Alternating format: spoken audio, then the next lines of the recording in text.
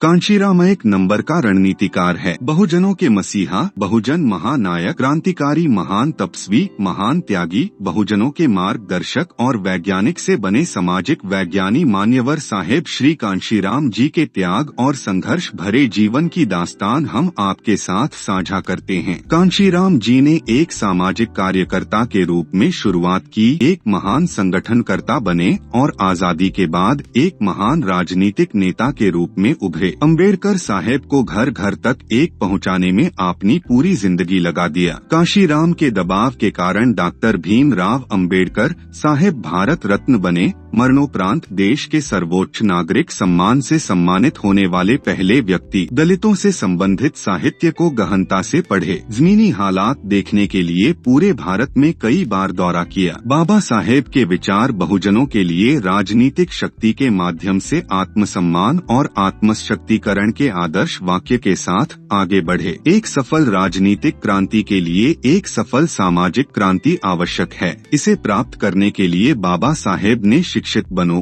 संघर्ष करो, संगठित हो का रास्ता बताया। इस अर्थ में educate, BAMCEF, agitate, DS4, organise, BSP जैसे संगठन बनाए। उन पढ़े लिखे लोगों को संगठित किया जो बाबा साहेब की उम्मीदों पर खरे नहीं उतरे। DS4 संघर्ष के लिए अगला कदम उठाएंगे। DS4 का गठन किया गया। शिक्षित, अशिक्षित, युवा, वृद्ध, विद्यार्थी, महिलाएं आदि सभी एक उद्देश्य के लिए संगठित हुए। SC, BC की एकता पर जोर दिया। कांशीराम द्वारा किए गए समझौतों को अवसरवादी समझौते कहा जाता था। उन्होंने कहा, मैं किसी समझौते की गारंटी नहीं दे सकता। बसपा वह अपने सामने मौजूद मिशन को पूरा करने के अवसरों की तलाश में है। उनके लिए समझौता एक साधन था, अंतिम सत्य नहीं। मुझे आगे बढ़ने के लिए सीढ़ी की जरूरत है, उनका यही मत था। 1998 में कांशीराम ने अटल बिहारी वाजपेयी सरकार के विश्वास मत के खिलाफ केंद्र सरकार को उखाड़ फेंका। कांशीराम ने प्रस्ताव पर मतदान के समय पार्टी के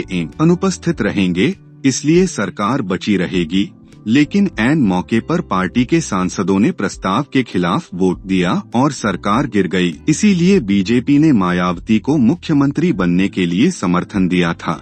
24 जून 1996 की घटना का जिक्र करना जरूरी है। उत्तर प्रदेश विधानसभा के लिए चुनाव होने थे। पूर्व प्रधानमंत्री P. नरसिम्हा राव कांशीराम साहेब के साथ बैठे थे। चुनाव के लिए बसपा कांग्रेस समझौते को लेकर नई दिल्ली में संयुक्त प्रेस कॉन्फ्रेंस हुई। नरसिम्हा राव, जो कांग्रेस I के तत्कालीन अध्यक्ष थे, ने जल्दबाजी में एक प्रेस कॉन्फ्रेंस बुलाई। इस अवसर पर श्री कांशीराम ने कहा, 425 सदस्यों, हम 300 विधानसभा सीटों पर हम लड़ेंगे और 125 सीटें कांग्रेस के लिए छोड़ेंगे। अगर गठबंधन को बहुमत मिलता है तो मायावती मुख्यमंत्री होंगी, लेकिन दोनों पार्टियां 300 सीटों पर लड़ेंगी, यानी कांग्रेस जूनियर पार्टनर होंगे। लेकिन इस गठबंधन को कुल 100 सीट ही मिले, 67 सीटें भी SP को मिली। कांशीराम ने बीजेपी के नेताओं से बात की और मायावती मुख्यमंत्री बन गई। अजय 13 फरवरी 1995 को वाजपेयी किसी कारण करके समझौता रद्द कर दिया, क्योंकि पंजाब में BSP ने अकाली दल मान के साथ चोन समझौता कर लिया था। अगली बार बीजेपी ने लिखती तौर समझौते के लिए शर्त रख दी। दावेदार 3 थे,